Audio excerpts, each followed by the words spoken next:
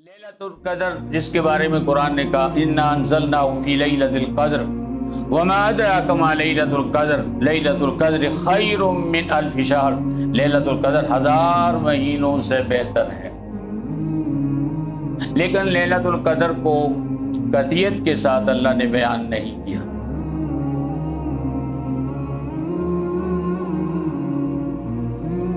حضور علیہ السلام نے فرمایا لیلۃ القدر رمضان کے مہینے میں ہوتی ہے، اور اس کو تعین کے ساتھ ذکر نہیں کیا گیا۔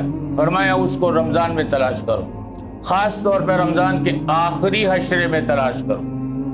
پھر فرمایا آخری عشرے کی تاک راتوں میں تلاش کرو۔ قطعیت کے ساتھ نہیں بتایا کہ کون سی رات ہے۔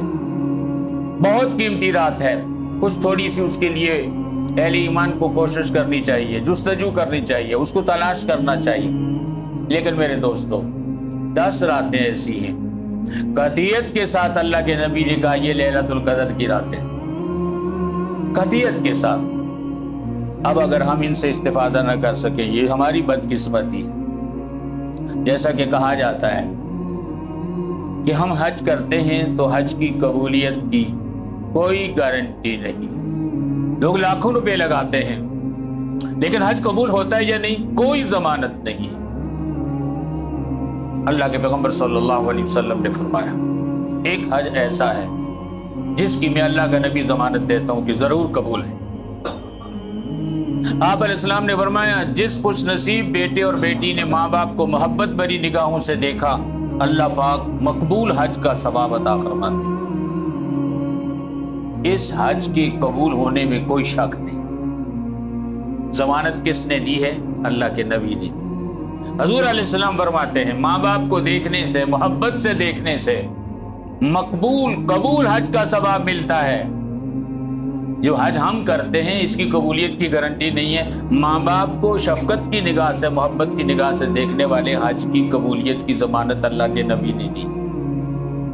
مثال اس لیے عرض کرتا ہوں کہ لیلۃ القدر کا کوئی پتہ نہیں رمضان میں کون پائے گا، لیکن ان دنوں کی ہر رات کے بارے میں حضور علیہ السلام نے فرمایا وہ لیلۃ القدر کے برابر ہے۔ کتنے قیمتی ایام ہیں کہ اللہ نے ہر دن کے روزے کو 1 سال کے روزے کے برابر اور ہر رات کو لیلۃ القدر کی رات کے برابر قرار دیا ہے۔ اسی طرح میرے دوستو اس ماہ ذو الحجہ کے اندر قربانی کا عمل ہے۔ قربانی انسانیت کے ساتھ چلی آ رہی ہے، آدم علیہ السلام کے دور سے چلی آ رہی ہے۔ ہر دور میں قربانی کا ایک خاص فلسفہ ہے، یاد رکھیں۔ ہر دور میں قربانی کا طریقہ کار بدلتا رہا ہے۔ آدم علیہ السلام کے دور سے لے کر بہت بعد تک انسانیت میں آپ جو بھی جس چیز کی قربانی دیتا تھا وہ اس کو کھا نہیں سکتا تھا، استعمال نہیں کر سکتا تھا۔ قربانی جانور کی ہو یا کوئی بھی چیز اللہ کے لیے قربان کی جاتی تھی اس کو ایک کھلے میدان کے اندر چھوڑ دیا جاتا تھا۔ اگر اللہ تعالیٰ قبول کرتے تو آسمان سے آگ آ کر اس کو جلا ڈالتی تھی، اور اگر اللہ قبول نہیں کرتے تھے تو آگ نہیں جلاتی تھی۔ گویا پہلی شریعتوں میں امتوں میں جو قربانی دیتا تھا اسی وقت پتہ چل جاتا تھا قربانی قبول ہوئی ہے یا نہیں۔ قربانی قبول ہوتی تھی تو اللہ اس کو آگ سے جلا ڈالتے تھے، یہ علامت تھی قربانی کی مقبولیت کی۔ اور قربانی کے رد ہونے کی صورت میں آسمانی آگ نہیں جلاتی تھی، اور یہ نشانی ہوتی تھی کہ فلاں بندے کی قربانی قبول نہیں ہوئی تو لوگ ذلیل ہو جاتے تھے، رسوا ہو جاتے تھے۔ آج اللہ کا اتنا کرم اور فضل ہے، ہمارے اعمال پر پردے ڈال دیے گئے، پتہ نہیں کس کی قربانی قبول ہے کس کی نہیں تو پتہ نہیں چلتا۔ اگر یوں سلسلہ اس امت میں رہتا تو پتہ چلتا آج فلاں حاجی صاحب کی قربانی قبول نہیں ہوئی، فلاں چودھری صاحب کی قربانی قبول نہیں ہوئی، اس کو آسمانی آگ نے نہیں جلایا۔ پھر لوگوں کی آپس میں لڑائیاں ہوتی، جیسے آدم علیہ السلام کے بیٹے حابیل اور قابیل کی اسی بات پہ لڑائی ہو گئی۔ حابیل کی قربانی قبول ہوئی، قابیل کی نہ قبول ہوئی، تو قابیل کو حابیل سے حسد پیدا ہوا، یہاں تک کہ اس نے اپنے سگے بھائی کو قتل کر دیا کہ اس کی قربانی قبول کیوں ہوئی اور میری قربانی مردود کیوں ہوئی ہے۔ تو میرے دوستو یہ اللہ کا فضل ہے، اللہ پاک نے ہمارے لیے ان اعمال پر پردے ڈال دیے۔ حضرت ابراہیم علیہ السلام کے دور سے قربانی کا ایک نیا طریقہ انسانیت کے اندر رائج ہوا۔ ابراہیم علیہ السلام کو اللہ پاک نے 3 روز مسلسل خواب میں دکھایا کہ وہ اپنے بیٹے کو قربان کر رہے ہیں۔ اسماعیل علیہ السلام کی قربانی کر رہے ہیں۔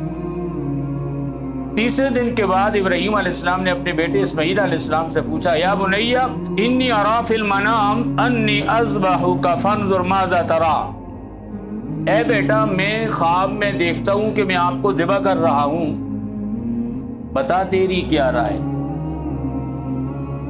حضرت اسماعیل علیہ السلام جو چھوٹے لڑکے تھے، لڑکپن کی عمر میں تھے، ابھی اتنے عاقل بالغ باشعور نہیں تھے، انہوں نے جواب میں کہا، یا ابت افعل ما تؤمر ستجدنی انشاءاللہ من الصابرین، اے ابا جان آپ وہ کچھ کر گزرے جس کا آپ کو اللہ کی طرف سے حکم ہوا ہے، اللہ نے چاہا تو آپ مجھے صبر کرنے والا پائیں۔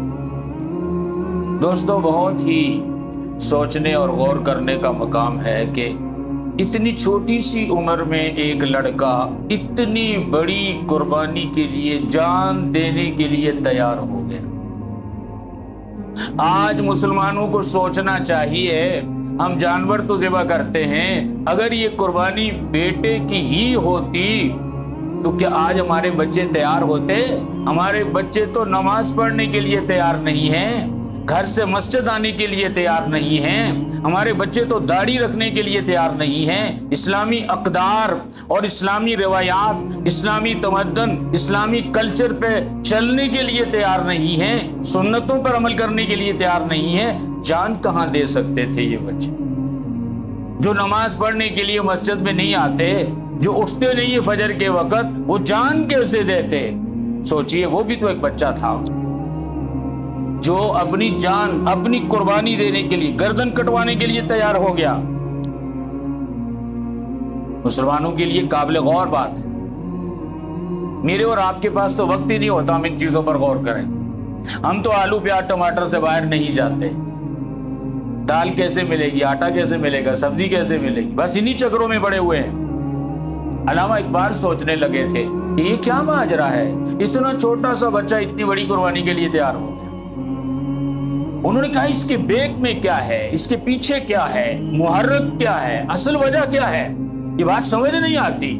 چھوٹا سا لڑکا 7-8 سال کا، قرآن نے کہا فَلَمَّا بَلَغَ مَعَهُ السَّعْيَ، جب اسماعیل اتنے بڑے ہو گئے کہ باپ کے ساتھ تھوڑ دھوپ کرنے لگے، تو کون سی عمر ہوتی ہے؟ 7-8 سال کی عمر ہوتی ہے۔